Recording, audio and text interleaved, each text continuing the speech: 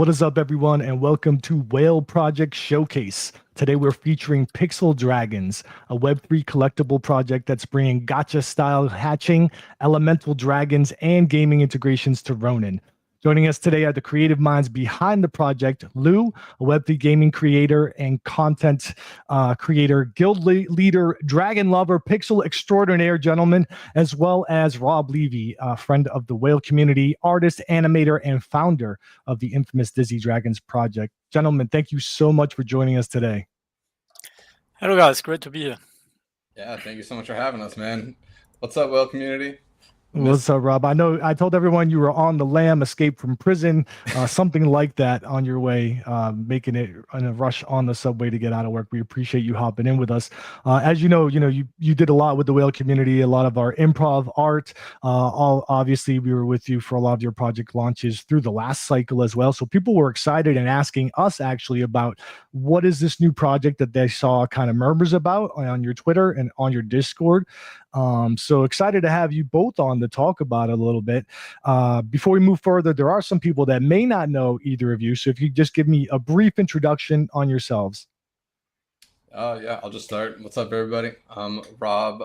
We go by ROB LEVY Pixels. I'm a pixel artist, filmmaker, animator. Wear a bunch of different hats, but lover of dragons, probably first and foremost, if it's as far as relevance to this. As Nightmare's pulling up, I've done a lot of music videos, worked with bands like Less Than Jake, Arrows in Action. I've done music videos for like Method Man, Wu-Tang Clan, and just a bunch of really cool things throughout my days. But yeah, gone to Web3 with big help of the whale community, so thank you guys so much. And my first big project was Dizzy Dragons, and it's been a heck of an adventure since then. We launched Dizzy Demons, and those are amazing. And yeah, Lou's gonna introduce himself, and then we'll talk a little bit about how we linked up. I don't want to get ahead of myself. Sure, really quick, Rob. For anyone that hasn't stayed following Dizzy Dragons, I know you guys went through different iterations. You did the demons as well.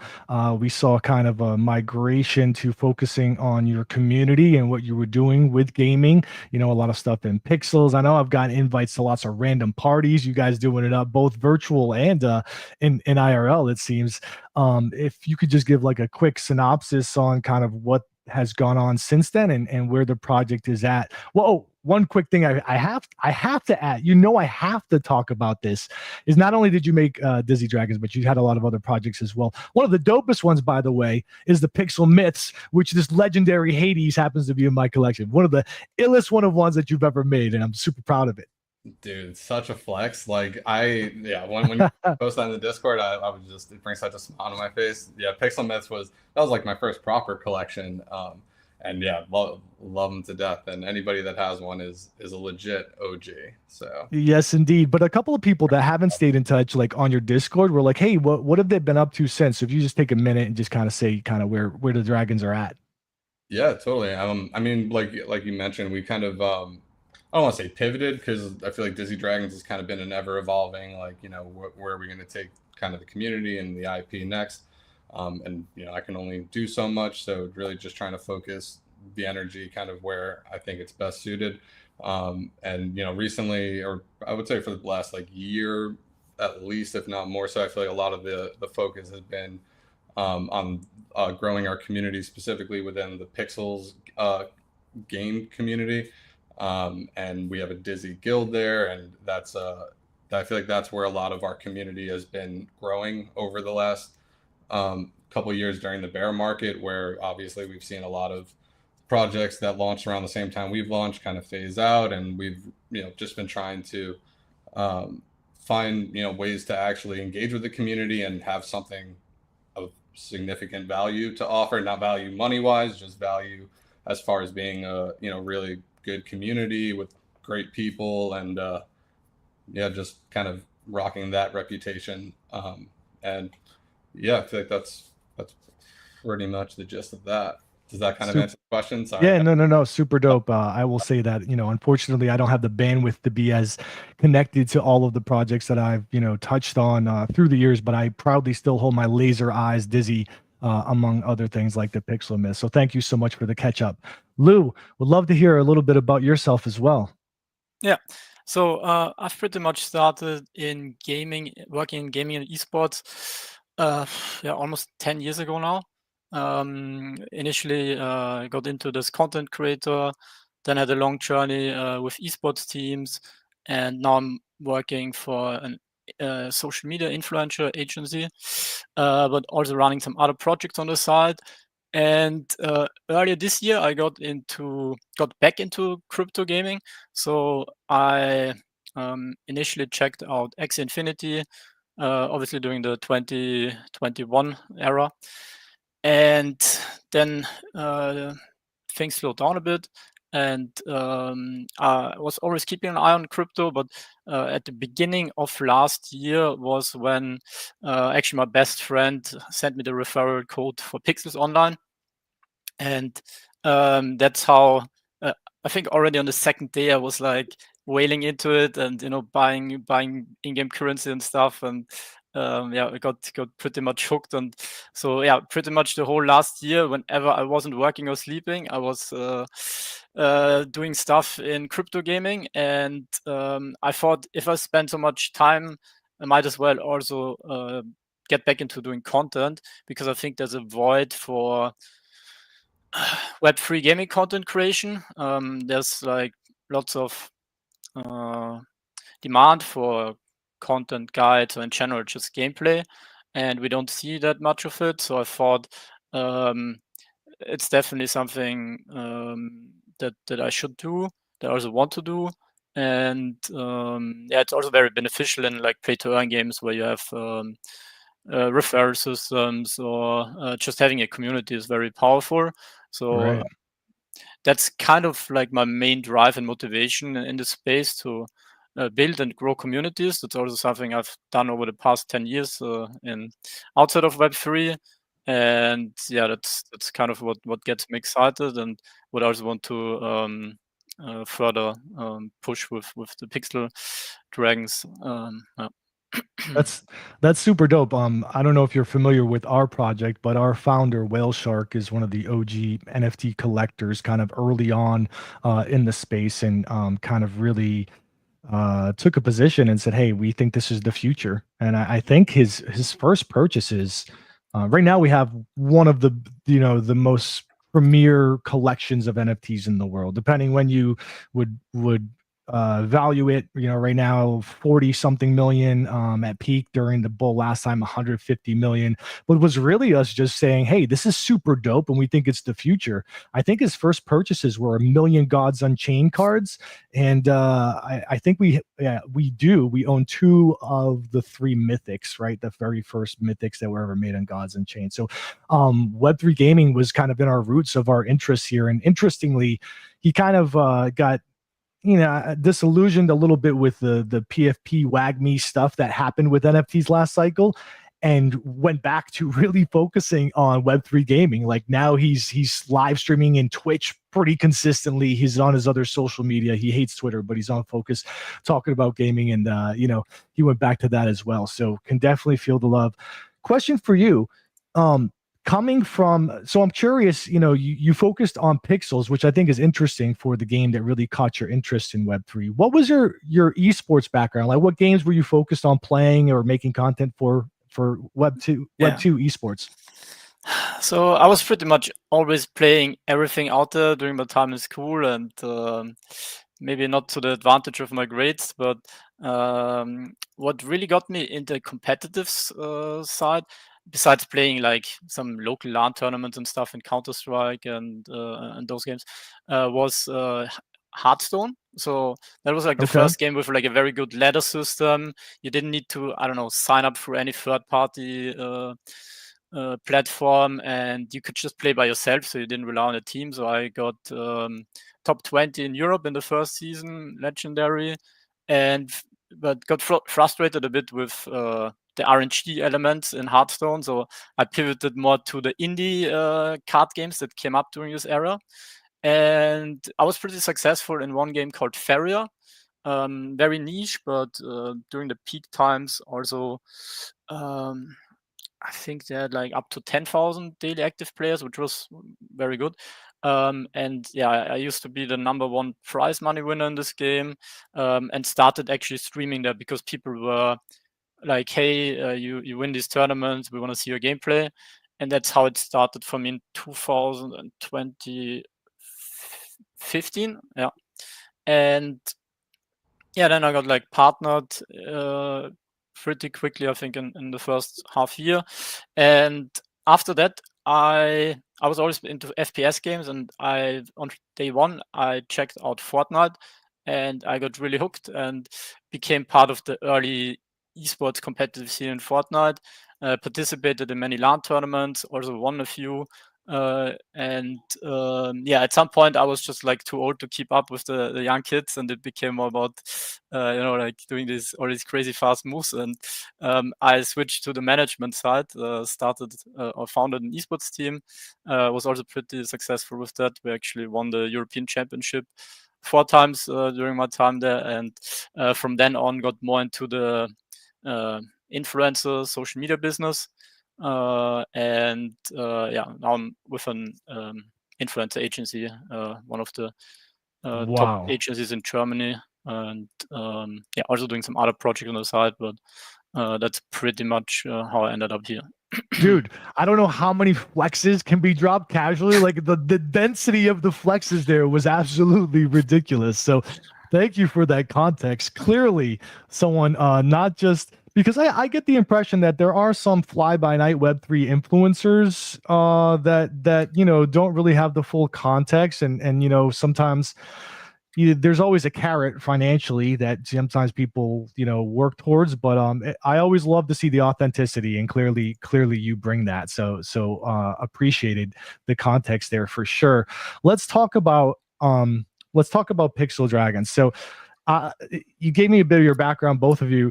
What's the origin story of Pixel Dragons? How did this collaboration between a Web3 gaming creator with a zillion awards and accomplishments and this seasoned pixel artist that's loved by the community come together? Yeah. Mind if I start first? Yeah, so basically, one of the things we go back to pixels once again, because pixels, where I got started was also collabing with lots of these NFT integrations inside pixels, and a lot of projects just reach out to me, hey, do you want to run giveaways and stuff? So I was always open for that. I kind of liked the whole avatars and stuff, and the first avatar that actually caught my eye, because you could search for all the integrated avatars, was the Dizzy Dragons collection. So I bought it right away, and it became like my brand and my main avatar. And yeah, at some point later this year, I thought I'm helping launch so many NFT projects and stuff. Why don't I do my own? Because I always like building projects and building stuff. And yeah, that's kind of like where I got the idea. It was like, hey, why not do something on my own? But it was really hard to find the right concept. I was always like kind of into this whole being a dragon enthusiast, if you want to say so. And then it just was hard for me to totally switch away from the Dizzy Dragons. So I was really happy when I got in contact with Rob, that he was basically open to collab with me on this, and yeah, do the art part, and kind of still have this connection to the Dizzy Dragons community, which kind of was my origin in the whole NFT space. Yeah, that's super dope. Rob, how about from your side? Yeah, I was trying to think of like kind of how we first linked up, and like I don't remember exactly, but like I know just generally, like if I see somebody rocking like either a Dizzy PFP, or if I see a post, or even if I see like a Dizzy running around pixels, like I'll kind of go out of my way just to like say something. And I imagine with LUUU, like I feel like something where like I might have saw that he was like live streaming, and I like tuned in, started watching at some point, and then I think I might have like creeped over to like whatever farm he was on and like gave him like maybe some free stuff, just like, hey, like welcome to the Dizzy fam kind of thing. Like I hope I did that, because I've done that. Yeah. So I feel like I hope I did that with you. You gave me a bunch of UGCs actually. Hey, No, okay. I think it was some of my first UGCs. Obviously, still have all of them, and yeah, I was pretty hyped about that. Nice. Okay. Yeah. Yeah. So it's just like, yeah, there was like, yeah, I saw that obviously he was rocking his Dizzy, and definitely, that he was a content creator. I didn't really know if he was big or not. Didn't really matter. It was more just like, trying to support any Dizzies I could. And then, yeah, when I caught wind that he wanted to make his own collection, I reached out to him again, not knowing what he wanted to do, or like we got in contact and not knowing what he wanted to do. And he mentioned dragons, and I was like, okay, like, this is A, my wheelhouse, so that's great, but B, like, how are we going to kind of make this work where it's not like a complete conflict of interest, where it's something I can get excited about, like doing. Like I've done my life, I've made my life about dragons for many years, and somehow just keep finding new ways to get excited about them. And I think, the real catalyst for this was kind of taking the like chibi style, like the kind of cute art direction, which I've been wanting to just do for a while, as far as like kind of do a dragon in that style. A lot of the community, like the Dizzy Dragon community, also have been I've heard a lot of people talking about wanting like chibi dragons.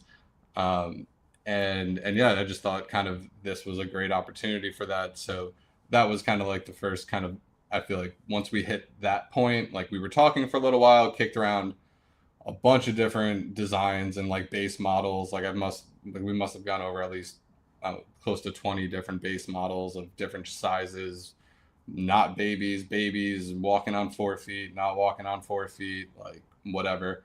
And then once we kind of landed on this base model, we were kind of off to the races then. Yeah, a couple of things there. Number one, I love that the connection was organic because of his fandom of your work, and that's why you came together, as opposed to just, not that there's anything wrong with just something being easy, because you guys are, it's a member of the community. Hey, we spend a lot of time together. This was genuinely like, he thought your stuff was super dope to the point that he was repping it, and you guys organically made the connection that way. So that's super cool. Rob, you talked about your vision, or your longing at one point to do chibi. How did this compare to doing your other stuff, like your pre-existing stuff from an artwork perspective? I even saw something on here, I think I saw on the Twitter, like there was a comment like, you guys have asked for it, the double-headed Hydra. So like, sounds like there was community input in building these. There was a lot of stuff that went into it.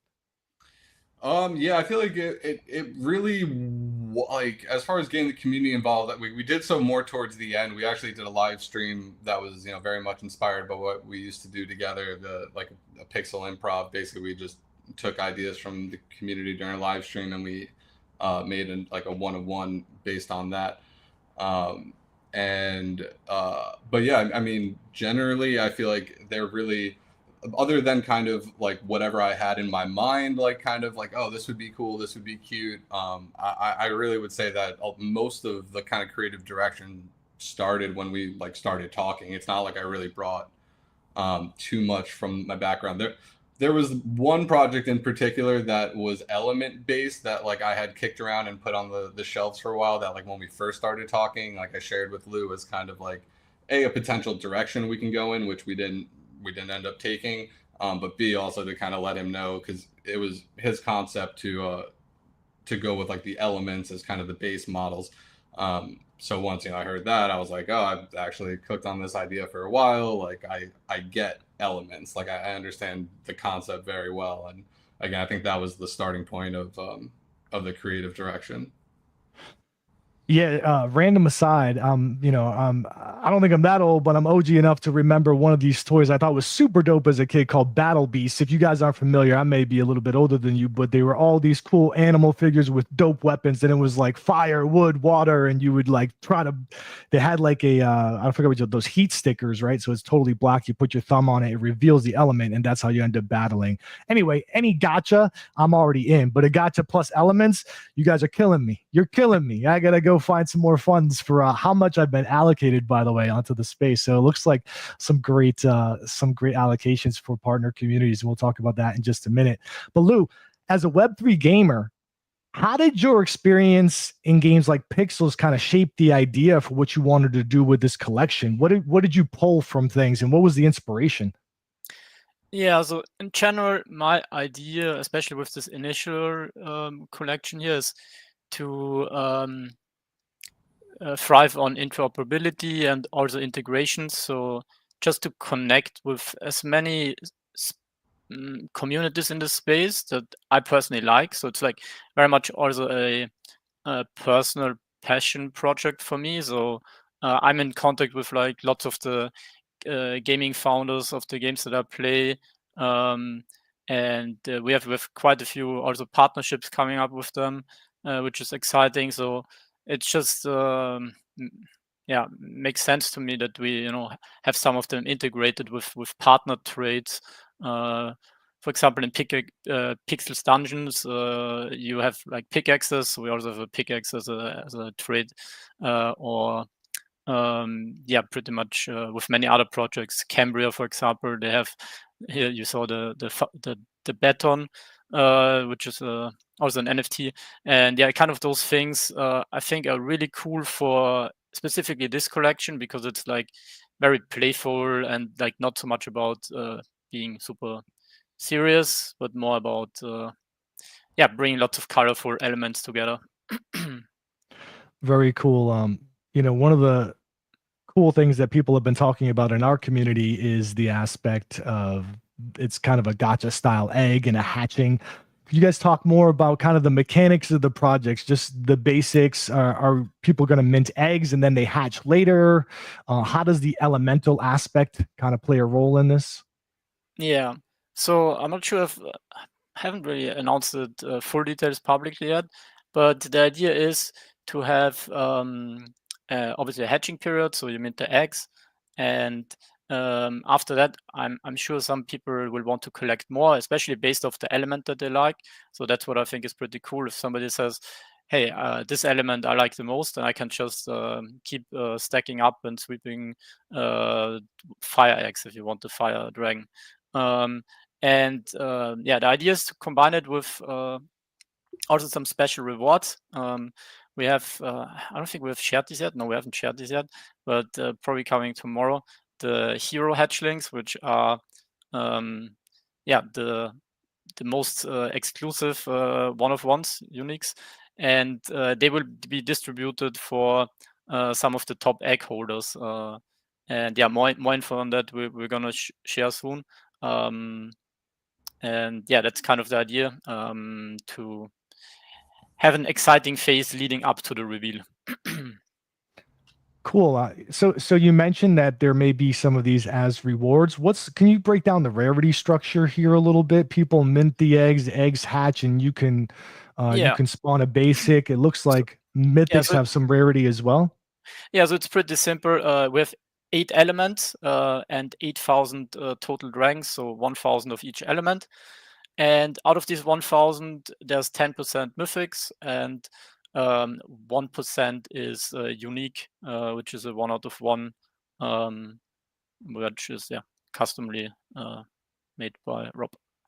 Okay, and can the uniques hatch as well? Yeah, or hatch. The rags have the same rarity, so you will have to wait until the reveal to actually see if you got lucky or not. And yeah, so we have like these double gacha events, so to say. So first on your mint, you kind of need to see which element you get, and then in the next stage is going to be the reveal, which rarity and obviously traits you end up with. Very cool. And I think you alluded to it. The uniques will have some special role to play in some of that aspect, or maybe afterwards. What makes them special?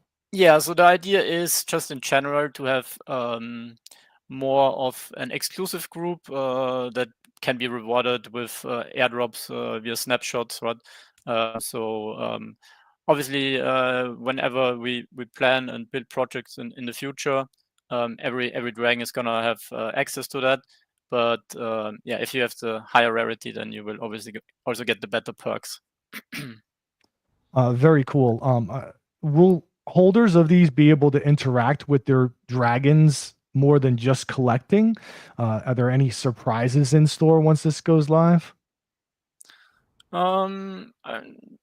Pretty obvious one is that it's going to be integrated in pixels. That's I think the most obvious one and the first move there. But some other projects I haven't announced anything besides that. I think we'll also have them in the game, and that's pretty much it. Very cool. Clearly, Ronin seems like home for the project, as well as, you're talking about associated games. But you mentioned interoperability a couple of times on the socials and on the site. Is it possible that these will be and somehow connected to other ecosystems? Other ecosystems, yeah, mainly games, I would say. Right, meaning outside of Ronin, you could. Outside of, yeah. Yeah, that's actually one of the next things we might announce. I think next week probably is the right time for that. But that's something I'm personally pretty happy with. Another game that I'm very excited about. Some people that follow me might know what it is, but yeah, that's going to be a really cool reward inside this game for people who hold it. Great to know. Great insight there. I hear someone talking about alpha on the Discord, so appreciate it. So a lot of projects talk about future gamification and launch, and sometimes they just stay as PFPs. This has been promised as a PFP with possible things down the road. So you're going to go in the opposite way here, which is cool. But what are you thinking? What are you thinking about utility or staking or battle mechanics or? Yeah. I think that's important to say. So I definitely don't want to promise anything that I cannot guarantee with. So that's why we firstly present us as an avatar collection. But it's always been my dream one day to get more into game development. That's actually one project that I'm working also outside of Web3 is in that area. But yeah, with my personal plans, at some point I want to focus much more on building games, and obviously if I'm ever going to do something in the Web3 space, it's going to be based around the Pixel Dragons universe. But yeah, pretty much just the vision. I have concepts also for this, but nothing where I want to say people, hey, if you buy this, you get that.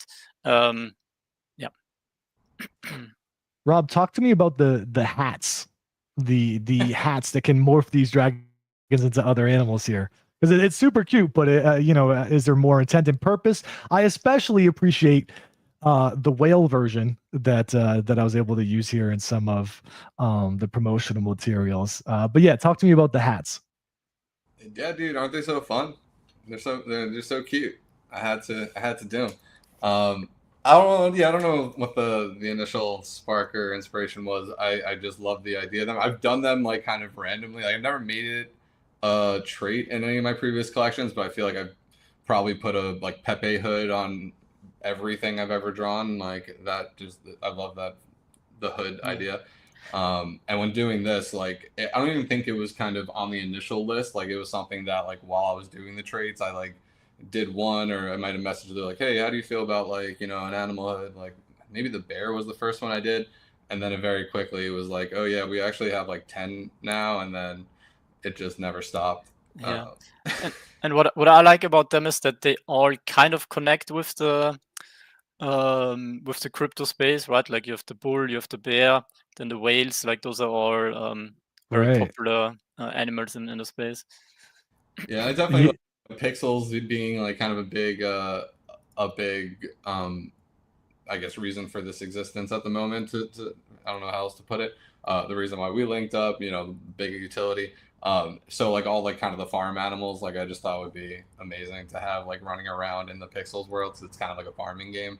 Having cows and pigs, and yeah, I just love that idea. I didn't even put two and two together. That's super dope. But in addition to that, so like I feel like there's a lot of aspects that it doesn't hit me right away, and then I see that there's some of them have weapons. I don't want to call them weapons, but things that they can hold, tools. They have the hoods as well to kind of morph them. Babies, what are they? They're toy swords. They're not real. Yeah. All right, we gotta go easy. We gotta go PG with this collection. Also, they have the elemental aspect, and some of them, have additional gear. Like I saw a plague doctor that was super dope. I'm like, that plague doctor is fire. I did try to get that. So yeah, there's a lot of cool aspects to this. Lou, I was going to ask you why you launched on Ronin instead of another blockchain. I think you talked about, you kind of finding your footing there, being a big fan of the ecosystem, a lot of the community there. Was there any other aspect from a tech or, a liquidity perspective or any other thing that played a role in that decision? Yeah, first and foremost, I think just that's where my natural community is. So I don't think anything else would have made too much sense. Previously, like lots of pixels integrations, they were on Polygon. So that's obviously an option, but Ronin just got permissionless. So it's now an open network, I think since 2 weeks. So it was pretty much clear to me when I heard about Ronin going open that, yeah, it's probably good to be one of the first to be part of the culture right away, right? I think there's most attention on the early projects that are gonna prevail, and yeah, so it was kind of the timing of Ronin going open, but also of the past where I have my community. Makes sense. And you guys are very accessible, right? I believe it says the mint is 15 RON, which is approximately $15 right now. Is that correct? Yeah. Oh, okay. And then I saw a reference, and I'm just curious about this. I saw a reference, I don't know if it was today, that basically says, okay, we deleted the previous tweet. It's staying at 15 RON. Community comes first. What was that about? Well, so we had a very long discussion, obviously, about the pricing, which is a tricky topic, right? We kind of wanted to launch at least on $20, and that's kind of what we initially priced it on as well, with the 15 RON when Ronin was a lot higher. But since we made the announcement, I think a week ago or a bit less than a week ago, the whole crypto market tanked, right?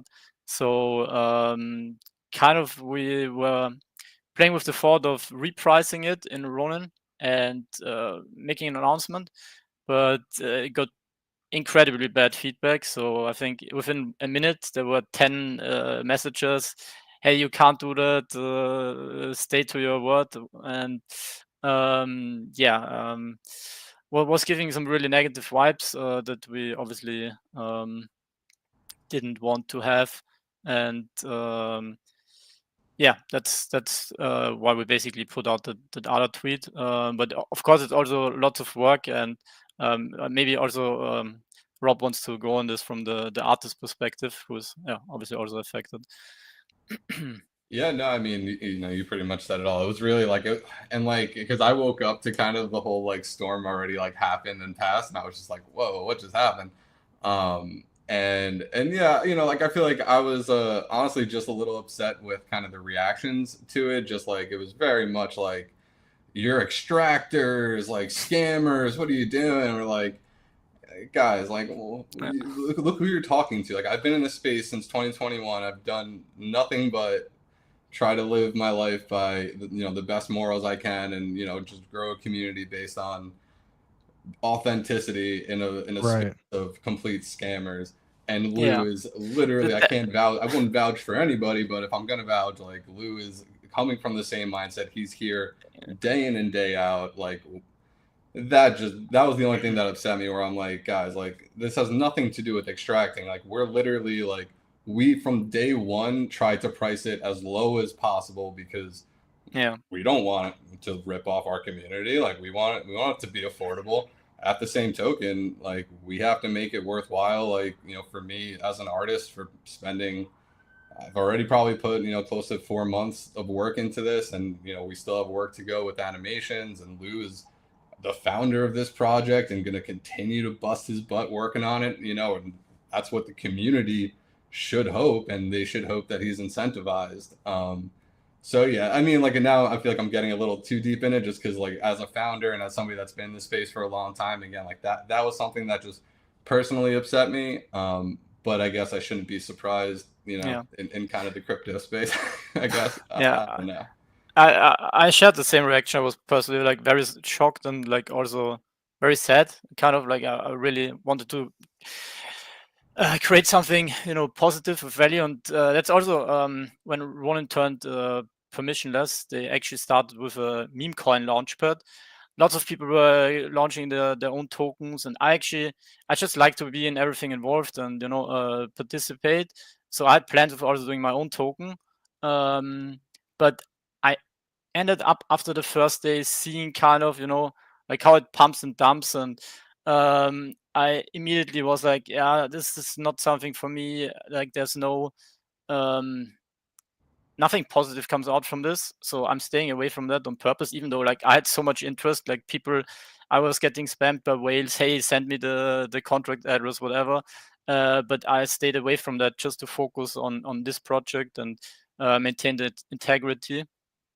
And yeah, so yeah, and that's why I just put all the focus on the Pixels Dragons project. Yeah, well, I appreciate the candor there, and Yeah. I think it's, it's a byproduct of the space right now. Unfortunately, I think people are just been conditioned a little bit. The macro market plays a role, but also there's just been a lot of tough things that people have endured. But appreciate the perspective that you know what, this is a passion project and community is important, and I hope for you that there are additional integrations and staking and all kinds of cool stuff that you can get, what you deserve for the work, because this is a very cool project.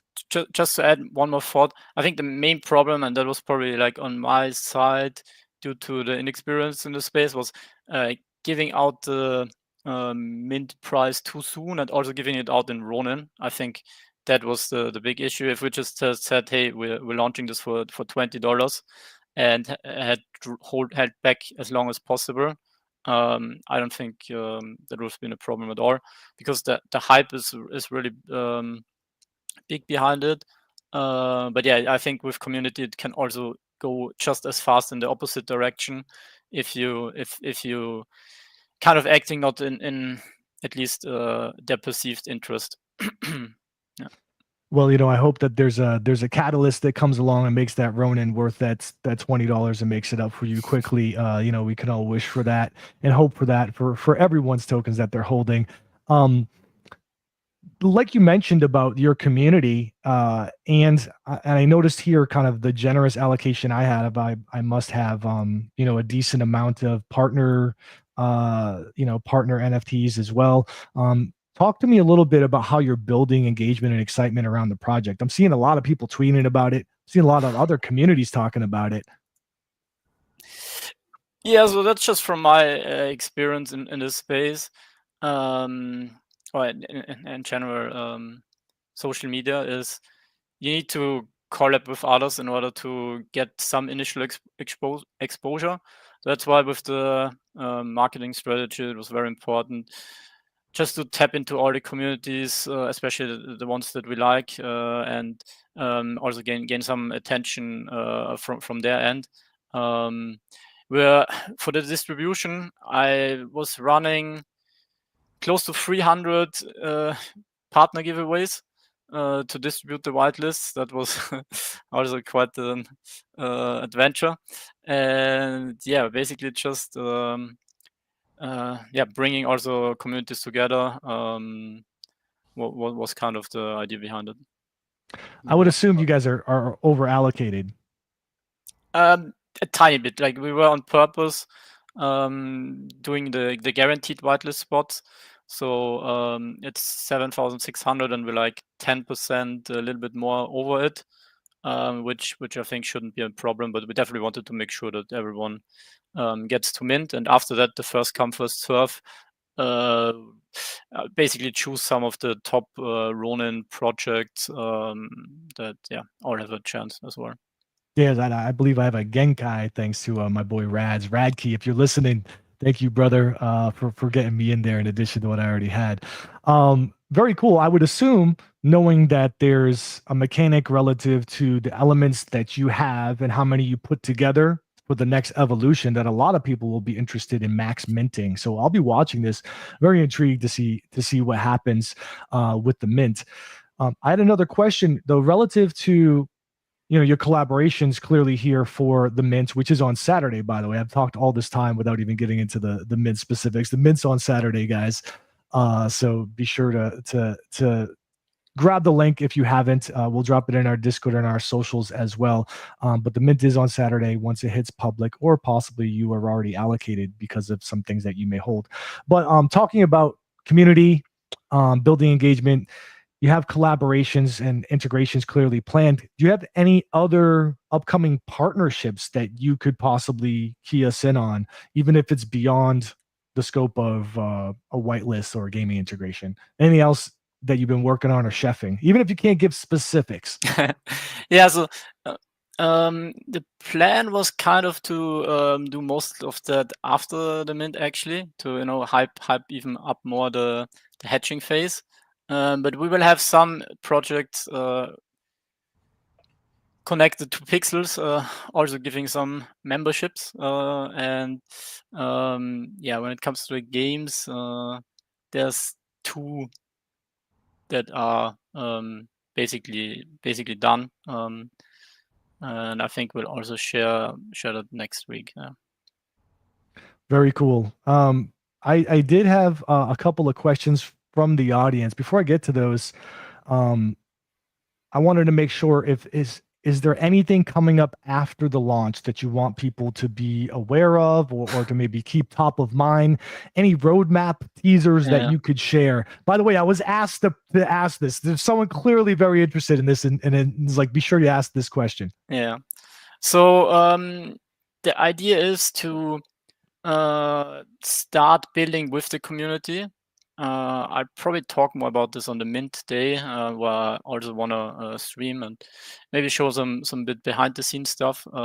But yeah, it's gonna start with growing the Pixel Dragons community Discord, connecting with some people who want to build with on this project, like from moderators to some artists that want to do some memes, whatever. I really want to make this community or building with the community, and obviously we have some pre-minted allocation that I'm gonna use to reward the top contributors. That's kind of the idea. Definitely with my personal plannings, I'll be a little bit busy in March with an upcoming game launch, Raven Quest. So that's probably gonna just suck out two weeks at least of my time. But yeah, well, I'll definitely try to focus on just building out the Discord as infrastructure first, getting the right people on board that want to join, and then start building on things that everyone wants to participate in and contribute. Already have some ideas, but I definitely can't do all of this by myself. Yeah, 2 things. It sounds like an alpha is get into that Discord and get in there early if you're interested, post Mint. And also, we also heard we have a big sub gaming community for Whale Sharks subs, and they're like, yeah, Raven's Quest is about to launch. It's going to be like a job for me. I love it, but it's going to be work. So you're not alone there. You'll see some of our community kind of running around. So Raven Quest was actually the second crypto game I got into last year. The developers reached out to me because they knew me from like being one of the top Pixels creators, and I went super hard in both play to airdrop phases. I actually ended up getting the second highest allocation on the airdrop. And yeah, did I see some kind of like people were like there was some kind of not uproar, but people were like, is this serious? Yeah, people actually couldn't believe that I had that many quest tokens from the airdrop. But I had one of the highest referrals, but also my referrals were very, very high quality. So like all of my members were like top 100 players, and basically I got lots of points through that. So I ended up, I think, getting 220,000 quest tokens. Yeah. Well, I can appreciate that. I'm over here getting Burger King money for my allocations from my Web3 gaming. I'm just kidding. Yeah. I'm just kidding, Pirate Nation. Take care of me. But I had a couple questions from the audience before I let you guys go. I wanted to make sure I run through them. One of them is will Pixel Dragons have any kind of lore or storytelling elements tied to the dragons and their elemental properties? Yeah, so that's something I initially, in the first tweets that we did, introducing all the elements, I kind of wanted to bring that into a bit. You probably have to scroll down very far to find it, but basically that's something that could be connected to the games that I have in mind. But yeah, basically every element kind of has some kind of character, but also personality, but also that might be a little leak for the plants, but also some preferences when it comes to food and what they like to eat. What they like to eat. I love it. That may tie into the next question that someone sent me, which was, will there be any way to evolve, merge, or customize these dragons over time? Yeah. So my idea is to let it run through a gamified event, and that would probably be the first thing I would like to build. Basically, some way where you have to earn your evolution through gaming. That's the rough idea. Yeah, you had mentioned here some of the gamification ideas that you had. If anyone's interested, take a look at LUUU's Twitter. It's the pinned tweet you can see at the top on some of his vision for the project, and kind of extrapolates a little bit more of what we're talking about. Someone had asked, Rob, can you talk a little bit about designing these dragons? If there was any challenges, did you have any second thoughts because they were dragons versus your existing collection, and how'd you work around it? Yeah, no, totally. Yeah, like I said, when we were like originally coming up with the base model concept, like we went through so many, and I probably went through so many other concepts that I didn't even show Lou. Because yeah, like I mean, that was the trick. It's like I wanted to draw dragons, and it's for the same game, so it's like generally has to kind of fit the same style. So that was a pretty tough hurdle to get over. But again, I think once we like got to the baby version, then it kind of settled in.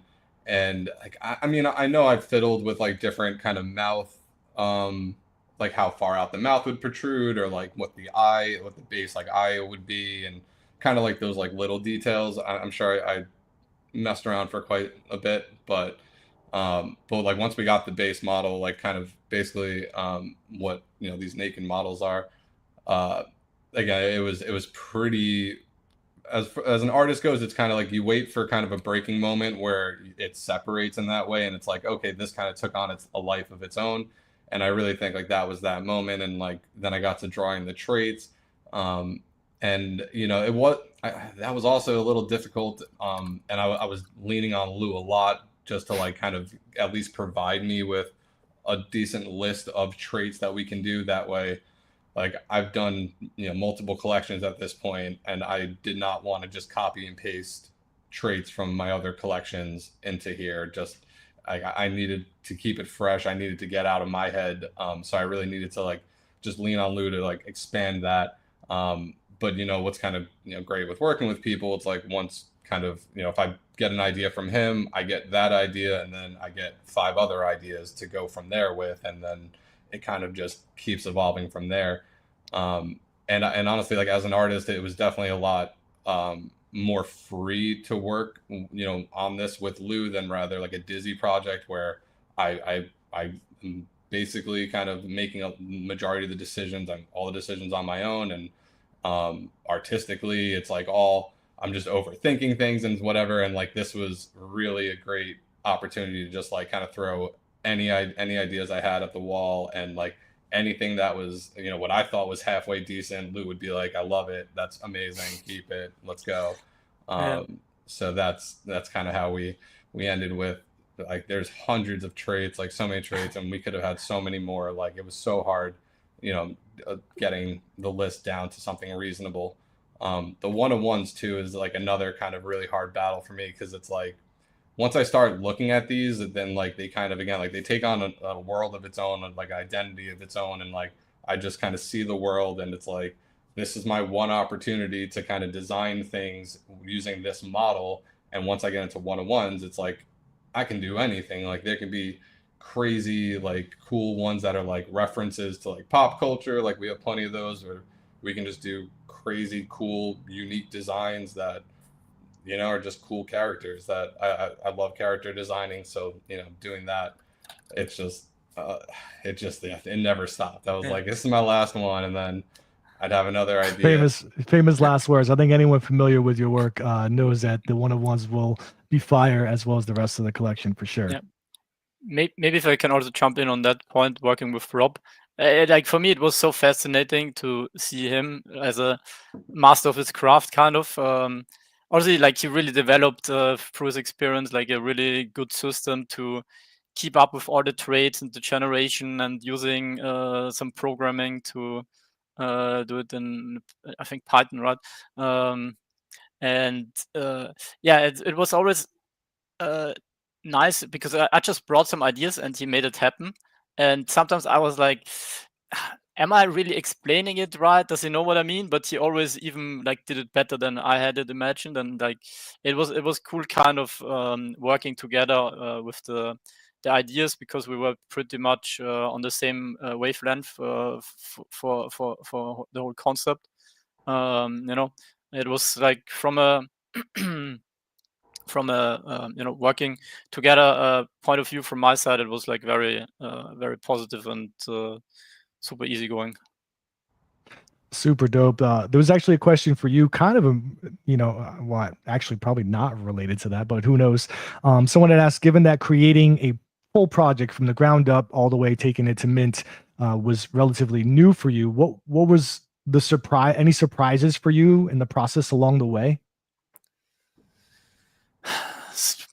It was mainly learnings rather than surprises. So I, you know, if I work on something, I get really obsessed with it and I want to understand it and get better.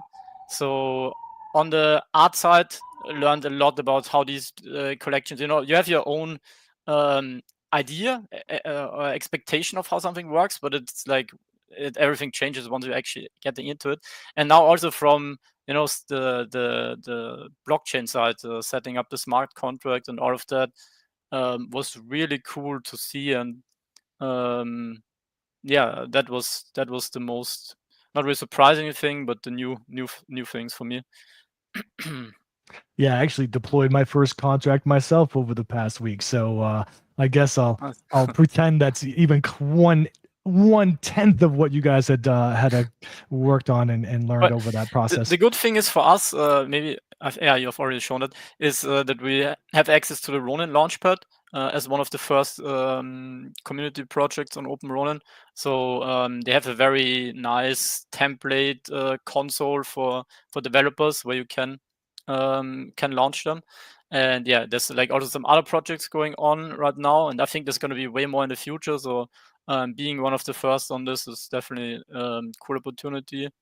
And yeah, that also made it much easier of getting started. We basically, the only code we did was for the image generation that Rob did, but we didn't have to touch any blockchain code ourselves. Yeah, that's super dope, and getting support from the chain itself is dope as well. So I'm sure you guys are well positioned moving forward. Two more questions, and I'll let you guys run. One person asked, "What are the top 3 gaming or art influences that went into this project for each of you?" Rob, go. I would say just kind of everything I grew up on, like World of Warcraft. Let's say like Dragon Ball Z and Pokemon are like kind of the vibes like that when I'm like in this kind of world, like the RPG element and kind of the fun fantasy stuff. I feel like that helps. Very cool. Lou. Yeah, for me as well, kind of a mix of some of the pixel integrations that I like. You know, there's like lots of these cute chibi ones, and then also the RPG elements. That's why we also have like lots of RPG character based outfits, toy weapons and stuff. But yeah, and then also on the Web3 general, just kind of traits that are popular in Web3, trying to bring everything together. That's kind of what the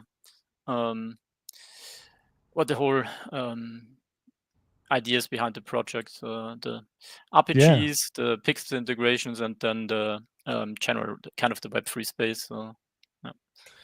Super dope. So guys, where do you see Pixel Dragons 6 months to a year from now? What's your dream scenario for the project of where this goes? Yeah, so a lot of basically all of that is gonna depend on my drive pushing this forward. I definitely want to have a team with some people from the community that want to help build and bring this whole project forward. And yeah, having a good roadmap for the follow-up project, basically.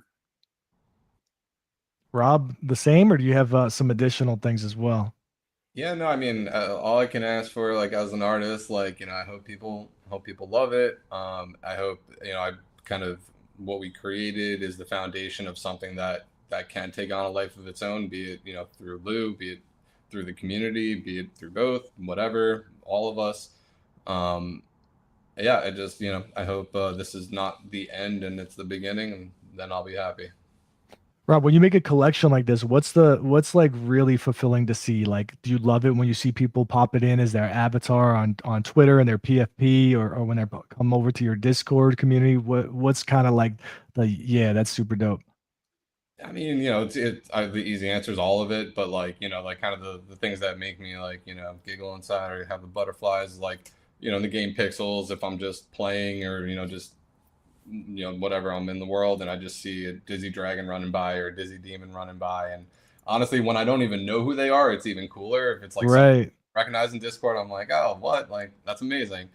Just knowing that people are appreciating the art from like an authentic point of view, like no one's paying them to, use these avatars. So it's really just kind of the ultimate, just like reassurance of like, all right, did a good job, made something cool. And people are into it. I feel like that's, the ultimate thing. And then like, with people like LUUU, like that's kind of that next level of like, just feeling kind of really cool. I don't want to say, I don't know, proud's the right word, but just like really cool when people like take it that next step and can build a brand and, some kind of identity around the avatar, especially like an avatar design that I created. Like that's, kind of the coolest thing that like, I feel like is really more or less unique about the NFT space, that, I can create something that can then take on a life of its own that I never even saw. Like LUUU's dragon, like I have no recollection of ever knowing his dragon from the other, thousands of Dizzy Dragons, but he picked it up, he ran with it, and now it's one of the most recognizable Dizzy Dragons in the space. And it's, kind of, I don't know, I just find that insanely cool. Yeah, that's next level. That someone you don't even know reaches out and says, hey, I want you to build with me, right? Like super, super dope. Gentlemen, this has been an awesome conversation, and it's clear that Pixel Dragons is a passion project. It's not just a collectible, it's a Web3 project with dope art, mechanics. It sounds like mechanics to come. I got feeding, I got evolution, I got elements. So there's certainly gaming potential and a lot of network and possible integration to come here. So a big thank you to LUUU and to Rob for joining us today. If you guys are excited about Pixel Dragons, make sure to follow Pixel Dragons on Twitter. Check out their official drop on Saturday on RONIN. And I will see you guys there, probably in the Discord shortly afterwards, because it sounds like the place to be. Oh, it's going to be a party. Thank you so much for having us, man. And it was just, I felt like coming home, jumping back on a whale stream. So thank you guys. Hey, we'd love to have you guys back again. We'll talk. Take care, everyone. Thank you. Bye.